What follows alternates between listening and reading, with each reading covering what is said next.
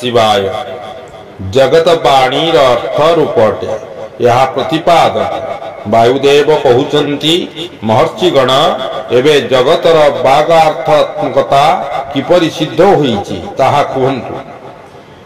छटी अध्वा मार्गर ज्ञान मु संक्षेप कहूची विस्तार रे नहीं एमिति कौनसी अर्थ नाही जहार शब्द नथिबो एवं कौनसी शब्द नाही जहार अर्थ नथिबो। तेणु समयानुसार समस्त शब्द पूर्णतः अर्थोबोधक होइथाय। प्रकृतिर यही परिणाम सद्भावना अर्थभावना भेदरे दुई प्रकार ताहाको परमात्मा शिव पार्वतींकर प्राकृत मूर्ति कहा जाए। तंकर शब्दमयी विभूति को विद्वान लोके स्थूला सूक्ष्म और परनाम रे तीनोटी भेद करिथांती।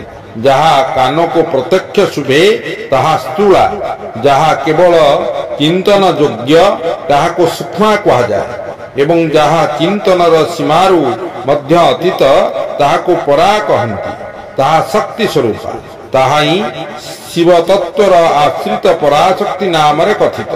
ज्ञान शक्तिर संयोग रे ताहा ही इच्छार उपलब्धि उपब्ध बलिका दृढ़कारिणी हुए। ताहा समस्त शक्तिर समष्टि रूपा अटे। ताहा शक्ति तत्व नाम रे विख्यात हुई समस्त कार्य समूहर मूल प्रकृति रूपे अभिहित हुए। ताहा को ही कुंडलिनी कहा जाए। ताहा ही विशुद्धा धूपरा माया ताहा स्वरूपतः विभाग रहित होई शुद्धा शरद्भा रूपरे विस्तार प्राप्त होईछि। सेही शरद्भा मध्यरु तीनोटी शब्द रूप और अन्य तीनोटी अर्थ रूप समस्त को आत्मशुद्धि अनुरूप समस्त तत्वर विभाग अनुसारे लय और भोगर अधिकार प्राप्त हुए। से समस्त तत्व कला द्वारा यथायोग्य व्याप्त अटंती।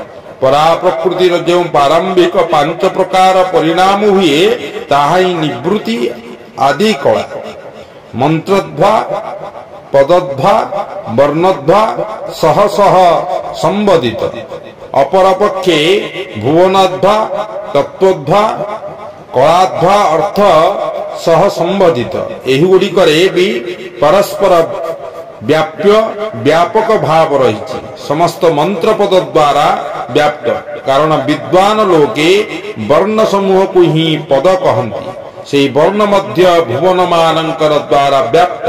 कारण भुवन रे ही सेगुड़िकर उपलब्ध हुए। भुवन मध्य तत्व समूह द्वारा व्याप्त। कारण सेगुड़िकर उत्पत्ति तत्वरु होईछि। सेही कारणभूत तत्व गुड़िक ठारू सेगुड़िकर आरंभ होईछि। अनेक भुवन सेगुड़िकर भितरु ही प्रकट होईछन्ति। तन्मध्यरु केतेक भुवन पुराण प्रसिद्ध होइथिबा स्थले अन्य केतेक भुवन विषय रे शिव संबंधित आगको ज्ञान लाभ होइता। केतेक तत्व सांख्य योग शास्त्र रे मध्य प्रसिद्ध। शिव शास्त्र रे प्रसिद्ध तथा अन्यान्य जेते सबु तत्व रहिछि से सबु कला गुड़िक द्वारा यथायोग्य व्याप्त। परा प्रकृतिर प्रारंभ कलारे जो पंच परिणाम हैला सेगुड़िक हेउछि निवृत्ति आदि कला। सेही पांच कला उत्तरोत्तर तत्व द्वारा व्याप्त। तेणु ताहा पराशक्ति सर्वत्र व्यापक। ताहा विभाग रहित होई मध्य छटी अध्वार उपरे विभक्त। शक्ति ठारू आरंभ करी पृथ्वी तत्व पर्यंत समस्त तत्वर आविर्भाव शिव तत्व होईछि। माठिया प्रवृत्ति जेपरी माटी द्वारा व्याप्त समस्त तत्व सेही परी एकमात्र शिव तत्व द्वारा व्याप्त। जहा छटी अध्वा द्वारा प्राप्त होइताए ताहा हेउछि शिवंक परम धाम। पंचतत्व शोधनरु व्यापिका शक्ति को जानी हुए। निवृत्ति कला द्वारा रुद्रलोक पर्यंत ब्रह्मांडर स्थितिर स्वधान हुए। प्रतिष्ठा कला द्वारा तहिर उपरे जे पर्यंत अव्यक्तर सीमा से पर्यंत शोधन करा जाए। मध्यवर्तिनी विद्या कला द्वारा तहिरु उपरे थिबा विद्येश्वर पर्यंत स्थानर शोधन होइथाए। शांति कला द्वारा ताठारु ऊर्ध्व स्थानर ତଥା ଖାନ୍ତ୍ୟଚିତା କଳା ଦ୍ୱାରା ଆଧାର ଶେଷ ପର୍ଯ୍ୟନ୍ତ ଶୋଧନ ହୋଇଥାଏ, ତାହାକୁ ପରମ ବ୍ୟାମ କୁହାଯାଏ। ଏହି ପାଞ୍ଚଟି ତତ୍ତ୍ୱ ଦ୍ୱାରା ହିଁ ସମଗ୍ର ଜଗତ ବ୍ୟାପ୍ତ। ସେଠାରେ ହିଁ ସାଧକ ଓ ସବୁ କିଛିକୁ ଦେଖିବା ଉଚିତ। ଯିଏ ଅଧିବ୍ୟାପ୍ତିକୁ ନ ଜାଣି ଶୋଧନ କରିବାକୁ ଚାହେଁ, ସେ ଶୁଦ୍ଧିରୁ ବଞ୍ଚିତ ରହିଯାଏ। ସେ ତାହାର ଫଳ ପାଏ ନାହିଁ। ତାହାର ସମସ୍ତ ପରିଶ୍ରମ ବୃଥା ତଥା ନରକ ପ୍ରଦାୟକ ହୁଏ। ଶକ୍ତିପାତର ସଂଯୋଗ ନ ହେଲେ ତତ୍ତ୍ୱଗୁଡ଼ିକ ସମ୍ବନ୍ଧରେ ଯଥାର୍ଥ ରୂପେ ଜ୍ଞାନ ହୁଏ ନାହିଁ। ସେଗୁଡ଼ିକ ବ୍ୟାପ୍ତ ଓ ବୃଦ୍ଧିର ଜ୍ଞାନ ମଧ୍ୟ ସମ୍ଭବ। ଶିବଙ୍କର ଯେଉଁ ଚିତ୍ ସ୍ୱରୂପା ପରମେଶ୍ୱରୀ ପରାଶକ୍ତି ଅଛି, ତାହା ହିଁ ଆଜ୍ଞା। ସେହି କାରଣ ରୂପା ଆଜ୍ଞାର ସହଯୋଗରେ ହିଁ ଶିବ ସମଗ୍ର ବିଶ୍ୱର ଅଧିଷ୍ଠାତା ହୁଅନ୍ତି। ବିଚାର କରି ଦେଖିଲେ ଜଣାପଡ଼େ ଯେ ଆତ୍ମାରେ କଦାପି ବିକାର ହୁଏ ନାହିଁ। ବିକାରର ପତିତ ମାୟା ମାତ୍ର ଅଟେ। ବନ୍ଧନ ବୋଲି କିଛି ନାହିଁ କି ସେଥିରୁ ତ୍ରାଣ କରୁଥିବା ମୁକ୍ତି ବୋଲି କିଛି ନାହିଁ। ଶିବଙ୍କର ଅବ୍ୟଭିଚାରିଣୀ ପରାଶକ୍ତି ହିଁ ସମସ୍ତ ଐଶ୍ୱର୍ଯ୍ୟର ପରାକାଷ୍ଠା। ତାହା ତାଙ୍କରି ପରିଧର୍ମଯୁକ୍ତ, ବିଶେଷତଃ ତାଙ୍କରି ବିଲକ୍ଷଣ ଭାବମାନଙ୍କରେ ଯୁକ୍ତ। ସେହି ଶକ୍ତି ସଙ୍ଗରେ ଶିବ ଗୃହସ୍ଥ ହୋଇଛନ୍ତି ଏବଂ ସେ ମଧ୍ୟ ଶିବଙ୍କର ସଙ୍ଗେ ତାଙ୍କର ଗୃହିଣୀ ହୋଇ ରହିଛନ୍ତି।